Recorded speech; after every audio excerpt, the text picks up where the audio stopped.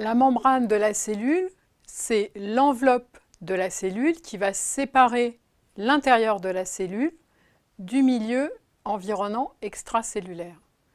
Chaque cellule a sa propre membrane.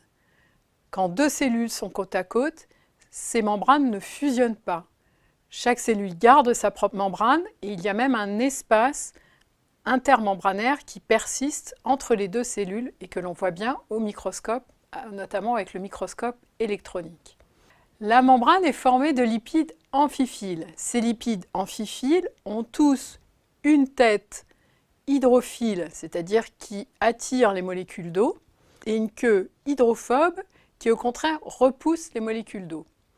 Quand on mélange des lipides hydrophiles avec de l'eau, spontanément, les lipides vont s'associer pour former une bicouche de lipides avec de chaque côté vers l'extérieur de la cellule et vers l'intérieur de la cellule les têtes hydrophiles des lipides et au contraire vers l'intérieur de la membrane les queues hydrophobes qui vont donc ménager une petite zone hydrophobe dans la membrane. Les lipides qui constituent la membrane sont soit des phospholipides, soit du cholestérol. Le cholestérol est une molécule amphiphile, mais avec une grosse zone hydrophobe, plus grosse que la tête hydrophile. C'est la raison pour laquelle le cholestérol va plutôt être enchâssé à l'intérieur de la membrane, dans la zone hydrophobe de la membrane. Ces lipides hydrophiles dans l'eau vont former une sphère. Il n'y a pas de possibilité de faire un angle.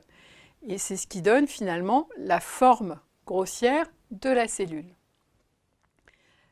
Cette bicouche lipidique a pour but de former une barrière imperméable entre deux milieux aqueux, l'intérieur de la cellule et l'extérieur.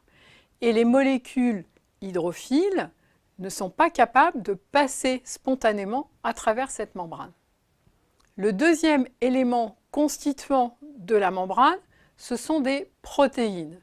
Ces protéines peuvent être soit transmembranaires, dans ce cas elles ont un morceau à l'extérieur de la cellule, un morceau à l'intérieur de la cellule et un morceau transmembranaire, soit des protéines extramembranaires situées de part et d'autre de la bicouche lipidique, soit à l'extérieur de la cellule, soit à l'intérieur. Ces protéines membranaires représentent à peu près 30% de la totalité des protéines présentes dans la cellule. Elles assurent les principales fonctions de la membrane. Elles peuvent ménager des petits canaux dans la membrane qui permettent à des substances hydrosolubles de passer de l'extérieur de la cellule à l'intérieur ou inversement. Elles assurent une fonction de récepteur, c'est-à-dire qu'elles peuvent capter des informations à l'extérieur de la cellule et transmettre l'information à l'intérieur de la cellule. Ces protéines sont en relation étroite avec l'extérieur de la cellule et avec à l'intérieur de la cellule le squelette de la cellule et permettent ainsi l'adhérence de la cellule sur son support. Et elles peuvent porter des réactions enzymatiques qui auront lieu ainsi directement dans la membrane. Le troisième élément constituant de la membrane, ce sont des sucres qui peuvent être rattachés soit aux lipides de la membrane, soit aux protéines. Ces sucres sont présents exclusivement sur le feuillet membranaire à l'extérieur de la cellule. Ces sucres sont des enchaînements de petites molécules sucrées. Ils forment une couche protectrice à l'extérieur de la membrane de la cellule qui va protéger la cellule d'agressions telles que des bactéries ou des virus ou de relations indésirables. L'épaisseur de cette couche sucrée, qu'on appelle le glycocalyx, est variable d'une cellule à l'autre. Par exemple, dans les cellules cancéreuses, en général, le glycocalyx a une épaisseur très augmentée par rapport aux cellules normales.